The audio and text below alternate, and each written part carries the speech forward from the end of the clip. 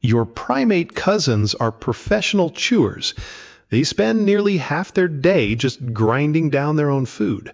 For a gorilla, eating isn't a hobby, it's a full-time job. About 9 million years ago, our ape-like ancestors began descending from the trees to the African savanna. Now, this move was driven by a persistent empty stomach, as the climate shifted and forests were replaced by grassy landscapes with new flora and fauna. It was a geographical shift that demanded a biological update. Then came the Australopithecines.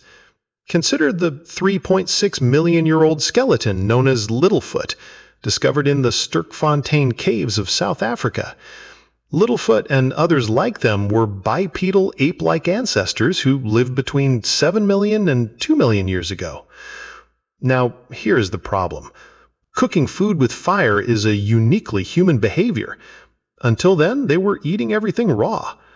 If you tried to eat like a Littlefoot today, your jaw muscles would likely fail. You simply do not have the mechanical hardware to handle the marathon of chewing required to survive on a raw, fibrous diet. If you look at the skeletal remains of Homo erectus from 1.8 million years ago, you'll notice a strange architectural shift. Their rib cage became less broad and flared out compared to their earlier ancestors. It's a very specific change in geometry. This rib cage shape suggests a smaller volume of space between the pelvis and the diaphragm, where the guts live. Essentially, the human body was being re-engineered. Smaller guts in human ancestors are a direct indicator of eating higher quality food. The logic is simple. The shorter the gut, the better the quality of the fuel. Because these ancestors were no longer spending every waking hour processing raw, fibrous plants, they suddenly had a surplus of energy. This energy was not wasted. It was redirected to the brain. This biological reallocation allowed for larger brains and more complex bodies, while simultaneously reducing the size of the guts, jaws, and teeth. We traded our digestive stamina for cognitive processing power. Until recently, the scientific consensus was that humans did not control fire until around 400,000 years ago. This date served as the gold standard for the oldest definitive evidence of fire making. The proof was tangible: burnt soil, burnt flint hand axes, and fragments of iron pyrite found at a site in eastern England. Interestingly, these tools were associated with Neanderthals, who had figured out the way to manage the heat. We now have a concrete baseline for when our ancestors stopped guessing and started controlling the flame. However, the gap between the biological changes in Homo erectus and this evidence is massive. It suggests we were cooking long before we left a paper trail of burnt flint. Dr. Ann Skinner, based in Williamstown, Massachusetts, decided to look past the tools and focus on the bone fragments. She analyzed burned animal bone fragments to find a specific kind of chemical evidence. To do this, she used electron spin resonance to analyze changes in bone protein. Specifically, the analysis focused on the crystal structure of the teeth of fish, such as carp and barbel, found in ancient fireplaces. The critical detail here is the heat. Natural grass fires burn at approximately 300 degrees Celsius. However, man-made fires created in a hearth reach significantly higher temperatures. When bones are heated above 300 degrees, and specifically above 400 degrees, they are considered to have been heated in a fire constructed by hominids. Some fragments reached 500 degrees Celsius, or 932 degrees Fahrenheit. To put that in perspective, that is hot enough to melt some types of low-grade solder. This temperature indicates the fish were cooked at a controlled temperature rather than just being caught in a random bushfire. Dr. Ann Skinner also applied this method to burnt fragments of antelope bones found in Cran's Cave in South Africa. The result was the same. The heat was too high for a natural fire. It wasn't an accident. It was a kitchen. Homo erectus began cooking food hundreds of thousands of years ago, though their first basic cooking skills were not exactly gourmet. The initial method was likely roasting, by jamming food on a stick directly into the fire. It's a remarkably simple process. You take a piece of raw meat, put it on a branch, and let the heat do the work. No recipes, no timers, just a stick and a flame. It was the first time a biological process, digestion, was outsourced to an external chemical reaction. Roasting was the first form of cooking, utilizing dry heating methods and hot stones. It was efficient, but limited. In 2015, anthropologist John Speth suggested that stews or soups might actually be older than we once believed. He demonstrated that flammable materials, such as animal hides, could hold wet food over a fire without burning. The logic is simple. The water prevents the material from reaching its ignition point. This effectively turned a piece of leather into a primitive pot. We see the results of this ingenuity roughly 50,000 years ago with Neanderthals. They weren't just roasting meat. They were controlling fire for processing wet food. We know this because of a single grain of barley recovered from the back teeth of a Neanderthal in modern-day Iraq. One tiny cooked seed is all the evidence we need to confirm they had a taste for porridge. Then came the upgrade.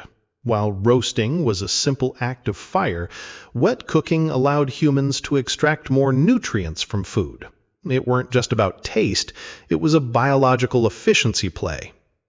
Wet cooking enabled the softening of tough foods, making them easier to chew and digest. Suddenly, the physical effort required to eat was effectively outsourced to the heat. The food became tender, more edible, and easier to digest. We basically transformed our dinner into a lumpy, same-day delivery of calories, and we did it without having to chew for 6 hours a day. About 30,000 years ago, something changed in the archaeological record. We start seeing things called crazed river cobbles. These are river stones that show a specific cracking and glazing pattern because they were heated and cooled repeatedly. In the Upper Paleolithic period, people in Central Europe used these stones as pot boilers or hearthstones. They would heat the stones in a fire, then drop them into a container of water and meat, creating earth ovens. Essentially, they were using stones as thermal batteries. Stones are incredibly efficient at holding heat. If you dropped a handful of these superheated stones into a leather pouch of water, you could boil a meal without the container ever touching the flame. It was a workaround for the fact that they didn't have pots yet. Stone boiling may have led to the invention of nixtamalization in ancient Americans. This is the process of soaking corn in an alkaline solution to remove the waxy hull, which allows for the creation of hominy grits and tortillas. It sounds like a chemistry project, but it is a biological necessity. Nixtamalization makes certain amino acids in corn more bioavailable. Without this specific chemical shift, a diet based almost solely on corn leads to a nutritional deficiency disease called pellagra. You cannot simply eat the corn. You have to process it. In 2011, an experiment in Utah used cedar mesa limestone pot boilers to boil corn. The result was water that acted as a strong enough base to nixtamalize the corn automatically. The ancient Americans weren't just heating their food. They were accidentally performing high-level chemistry to avoid systemic organ failure. Clay is essentially just mud, but when subjected to extreme high heat, the chemical structure changes into a ceramic that is hard and does not dissolve in water. This is a permanent change. You are now holding a waterproof, heat-resistant vessel. In 2012, scientists announced the discovery of the oldest known ceramic pottery fragments in a cave in China. These fragments date back 20,000 years ago. Humans had finally figured out how to keep the fire's heat contained within a container that wouldn't simply melt or crumble. It was a more efficient way to manage heat and food, moving the kitchen from the ground into a pot. Ceramic pots became the standard for the average household because metal cooking pots were historically expensive and less common for normal families. It was a matter of accessibility. However, the material choice changed the physics of the meal. Metal is more thermally conductive than ceramics, meaning it moves heat faster and more efficiently. For most of history, the majority of people simply accepted the slower heat of clay because they couldn't afford the upgrade to metal. We spent millennia eating out of mud because the alternative was too expensive. Humans are the only animals that outsource their digestion to a fire. We stopped spending our days grinding raw plants and started using that saved energy to build the most complex organ in the known universe. It is a strange trade. We gave up the ability to eat a raw tree branch in exchange for the ability to contemplate the stars. But the most absurd part of this journey is that our survival didn't just depend on the flame, but on a specific chemical accident involving limestone and corn. Without the accidental discovery of nixtamalization, the entire civilizations in the Americas would have collapsed from a lack of a single amino acid. We didn't just learn to cook, we accidentally became chemists to avoid organ failure. Which makes you wonder, if we had never found the limestone pot boilers, would we still be spending 6 hours a day chewing?